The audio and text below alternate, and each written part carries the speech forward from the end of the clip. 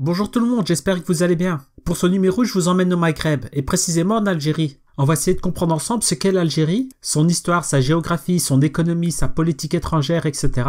Mais avant tout ça, générique.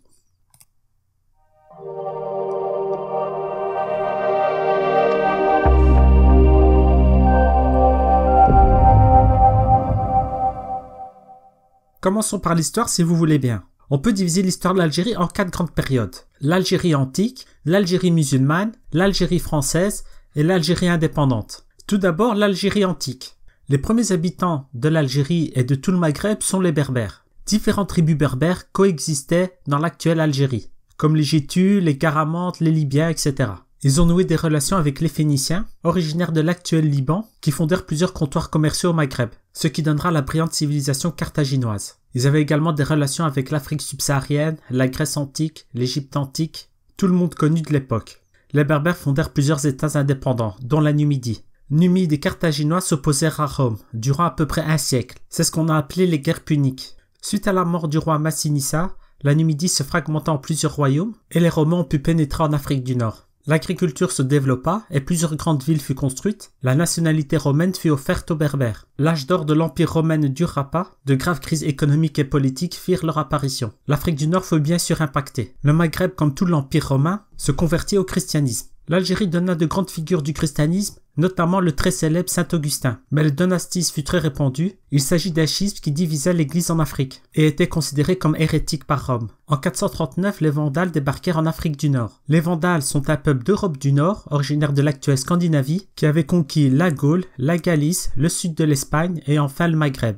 Les Vandales s'allièrent aux Berbères face à Rome, qui les considérait comme des hérétiques. Ils ont fini par fonder le royaume vandale d'Afrique. Donc oui, des Scandinaves ont fondé un État au Maghreb. Ça a l'air fou, mais c'est comme ça. Par la suite, Byzance, l'Empire romain d'Orient, déclara la guerre aux Vandales et prit possession du Maghreb, jusqu'à l'arrivée des Arabes au 7e siècle. Donc, avant l'arrivée des Arabes, l'Algérie d'aujourd'hui avait subi l'influence des Phéniciens, des Romains, des Vandales et des Byzantins. Mais le 7e siècle a été celui de la naissance de l'islam, qui connut une expansion phénoménale. La conquête du Maghreb commença en 647 et finit en 709. En 750, le califat d'Omeyyade, dirigé depuis Damas, contrôle un empire allant de l'actuel Iran jusqu'à la péninsule arabique en passant par le Maghreb, considéré comme l'âge d'or de la civilisation islamique. Mais le califat omeyyade ne tient pas et l'empire se fragmenta en plusieurs entités. Plusieurs dynasties ont ensuite régné sur l'Algérie actuelle. À partir du XIVe siècle, tout le Maghreb et l'Espagne musulmane tomba en décadence. Les musulmans sont chassés d'Espagne et beaucoup d'entre eux immigrent au Maghreb.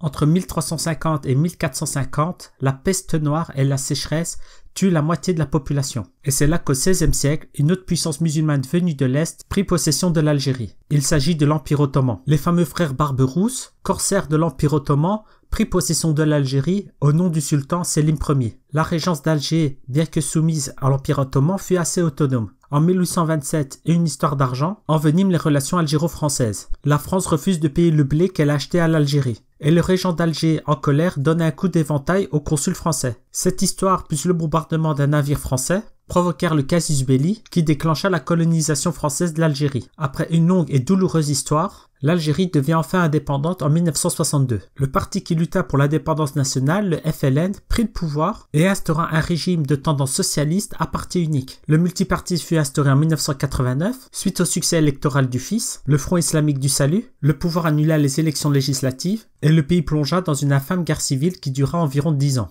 Abdelaziz Bouteflika, qui fut élu pour la première fois en 1999, mena une politique de réconciliation nationale. L'Algérie est une république. Le nom officiel du pays est République algérienne démocratique et populaire. Depuis 1999, Abdelaziz Bouteflika est le chef de l'État, le président de la République. Aujourd'hui, il est très affaibli par un AVC, mais il est tout de même candidat à sa succession pour un 5e mandat. Capitale Alger. Les langues officielles sont l'arabe et le tamazirt, langue berbère, mais le français est également très répandu. La monnaie est le dinar algérien. Au niveau de la démocratie, le journal The Economist a classé l'Algérie à la 128e position de son indice de démocratie, entre Cameroun et l'Éthiopie, définissant le régime algérien comme autoritaire. Passons maintenant à la géographie si vous voulez bien. La superficie du pays est de 2 381 741 km², ce qui fait de l'Algérie le plus grand pays d'Afrique, de la Méditerranée et du monde arabe. Il représente environ 4 fois la France. Le pays est divisé en 4 grandes zones. Le Tel, les hauts plateaux, l'Atlas saharien et le Sahara. Première chose à savoir de très important, le Sahara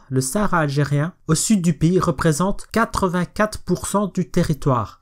Donc 84% de l'Algérie est le Sahara. Au nord du pays se trouve le Tell, succession de massifs montagneux, côtiers, sublittoraux et de plaines. C'est là où se trouve la majeure partie des terres fertiles du pays. Entre les deux se trouvent les hauts plateaux et l'Atlas saharien. Il s'agit d'une région de type stépique, c'est-à-dire d'herbes dépourvues d'arbres, et se situant à une altitude moyenne de 1000 mètres. Les étés sont généralement arides et les hivers rigoureux. Quant à l'Atlas saharien, il s'agit d'une succession de chaînes arides, traversant tout le pays d'ouest en est. L'ouest, qui est l'Atlas saharien proprement dit, et l'est, qui sont les Aurès. Le massif du Hogar est le point culminant de l'Algérie. Il culmine à 2918 mètres. Au niveau démographique, l'Algérie passa d'un pays de 11 millions d'habitants en 1962 lors de l'indépendance à un pays de 41 millions d'habitants en 2018. Croissance phénoménale de la population. Dû notamment à un taux de fécondité extrêmement haut durant les années 60, le pays est passé d'un taux de fécondité de plus de 7 enfants par femme en moyenne à un taux de 2,78 en 2016.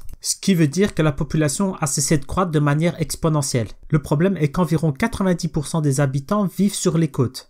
La majeure partie du pays est du désert. Passons à présent au volet économique. Lors de l'indépendance, le pays menait une politique économique planifiée, de type socialiste, avec de lourds investissements publics. Suite au contre-choc pétrolier de 86, le pays n'avait plus les moyens de sa politique. Et en 88, le pays demanda l'aide du FMI et eut recours à un ajustement structurel pour passer d'une économie socialiste vers une économie de marché. Le pays a du mal à passer vers une réelle économie de marché. Le secteur privé reste très marginal, incapable d'absorber la masse croissante d'individus sur le marché du travail. L'économie algérienne est une économie rentière, vivant principalement sur les revenus du pétrole et du gaz, représentant à eux seuls plus de 90% des exportations. Et suite à la baisse des prix du pétrole, le pays a du mal à boucler son budget. Passons maintenant, si vous voulez bien, à la politique étrangère. Suite au combat pour son indépendance et à l'idéologie du FLN socialiste révolutionnaire, l'Algérie était, au lendemain de son indépendance, une des figures majeures du tiers-mondisme et du mouvement des non-alignés, très proche des révolutionnaires socialistes d'Amérique du Sud et du Vietnam par exemple. La politique étrangère du pays était basée sur les principes d'autodétermination des peuples, le respect des frontières héritées des découpages coloniaux et la non-ingérence dans les affaires intérieures des pays,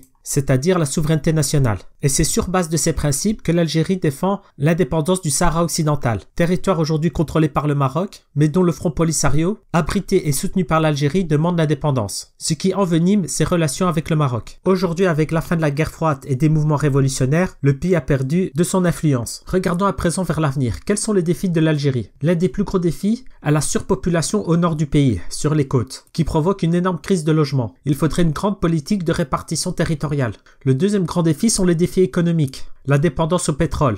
L'Algérie doit créer une économie privée dynamique qui puisse absorber le chômage des jeunes. Mais pour cela, il faut remettre en cause le socialisme. Une des solutions serait l'intégration économique du Maghreb. Le Maghreb est l'une des régions du monde les moins intégrées économiquement. Les frontières entre le Maroc et l'Algérie sont fermées, dû au conflit du Sahara occidental. Commercer plus avec ses voisins pourrait dynamiser l'économie du pays. Aujourd'hui, les frontières terrestres sont fermées et le Maroc et l'Algérie sont les plus grands importateurs d'armes d'Afrique, ce qui nuit gravement aux deux pays et à tout le Maghreb. Merci à vous de m'avoir écouté, j'espère que vous avez appris des choses. Si vous avez trouvé la vidéo intéressante, n'hésitez pas à liker, commenter, partager sur les réseaux sociaux et vous abonner bien sûr. Je vous dis à la fois prochaine, au revoir.